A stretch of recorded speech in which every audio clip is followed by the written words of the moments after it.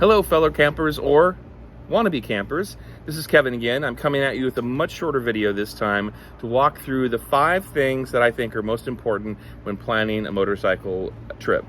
Number 1, know your destination. That sounds simple, that sounds trite, but knowing a destination, really a midpoint for your trip, helps you plan all around how to get there and how many days to count in between, how many miles you have to go, etc. So a good example is this last trip that we did 4,000 miles or so.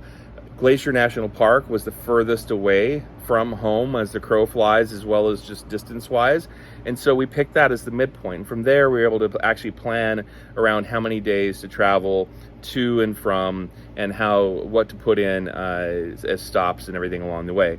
Number 2, know your total days. Once we knew that we were going to leave on a Friday or Saturday and be able to come back on a Labor Day, that counted out to 17 days, and that allowed us to figure out how many days to put in between each destination point. Know your bike's range. Incredibly important. I am on a Bonneville T120. At best, I might be able to eke out 180 to 200 miles fully loaded on the bike. I'm not a small person, and so I'm probably getting 55 to 60 miles a gallon on the bike that has a little over 3.5 gallons capacity.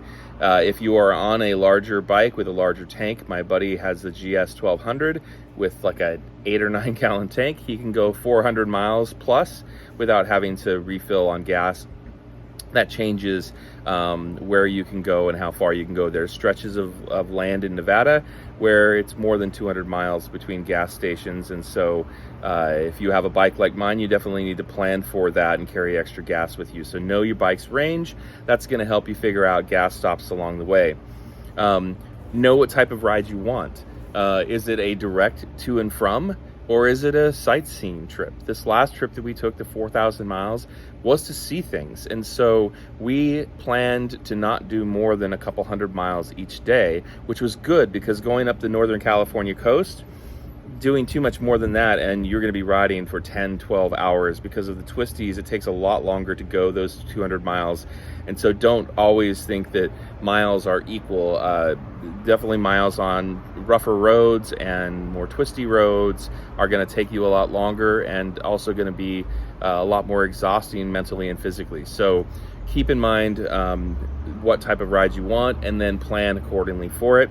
And then know your stamina. To go along with that, how far can you actually go in a day? How far have you gone before? The best thing to do before you go on one of these rides for the first time is to do a trial, whether it's just a weekend camping trip or it's a ride for one day where you go 200 miles in one day, 250 miles in one day, out and back. Do some rides like that to get a good sense of how you're going to hold up. However you hold up for that one day, keep in mind that multiple days stacked on top of each other, sleeping in a tent, sleeping on the ground, sometimes people sleep better, sometimes people sleep worse, and that is going to, over time, impact how far you can go and how far you feel comfortable going. Those are the 5 tips I have for planning a trip. I'm going to link below this video to a video of me preparing my equipment for the last camping trip.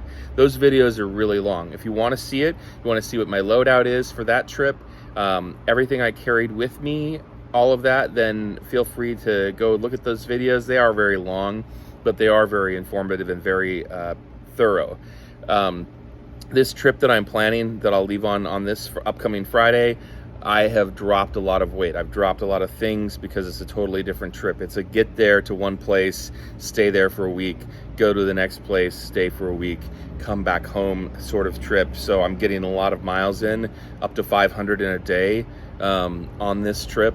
It is not as much of a sightseeing trip, and so I'm packing completely differently for it than I did for the long, luxurious camping, hit the wineries type of trip.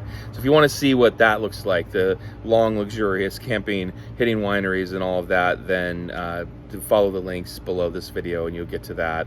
And I'll come back with follow-on videos on how to actually plan this out once you have these 5 tips down. how to sit down with a map, how to sit down with particular apps and figure out where you're going to stay, what you're going to see along the way.